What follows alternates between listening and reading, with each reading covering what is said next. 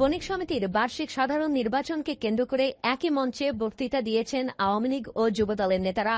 এ সময় বক্তৃতায় জয় বাংলা জয় বঙ্গবন্ধু বলার একটি ভিডিও সামাজিক যোগাযোগ মাধ্যমে ছড়িয়ে পড়ে।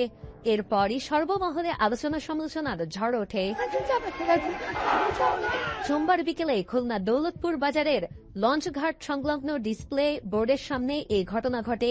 জানা যায়, বণিক সমিতির বার্ষিক নির্বাচনে জাল ভোটার ও নির্বাচন কমিশনের গাফিলতির কারণে না হওয়ায় ভোটারদের উদ্দেশ্যে ভাষণ দেয় মহানগর যুবদলের সাবেক যুগ্ম আহ্বায়ক ও বাজারের সাধারণ সম্পাদক প্রার্থী এম জসিম। তার বক্তৃতা শেষে হ্যান্ড মাইক নিয়ে ভাষণ দেয় সাবেক শ্রম ও কর্মসংস্থান প্রতিমন্ত্রী বেগম মুন্নুজান সুফিয়ানের আত্মীয় ও বাজারের সভাপতি প্রার্থী শেখ কামাল হোসেন।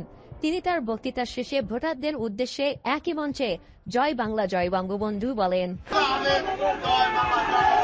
ভিডিওটি মুহূর্তের মধ্যে সামাজিক যোগাযোগ মাধ্যমে ছড়িয়ে পড়লে সাধারণ মানুষের মধ্যে বিরূপ প্রতিক্রিয়া সৃষ্টি হয়। এই বিষয়ে শেখ কামাল হোসেন জানান, এটা ভুল করে বলে ফেলেছেন। তিনি বিএনপির সমর্থক। বক্তৃতার শেষে বাংলাদেশ জিন্দাবাদ বলতে চেয়েছিলেন।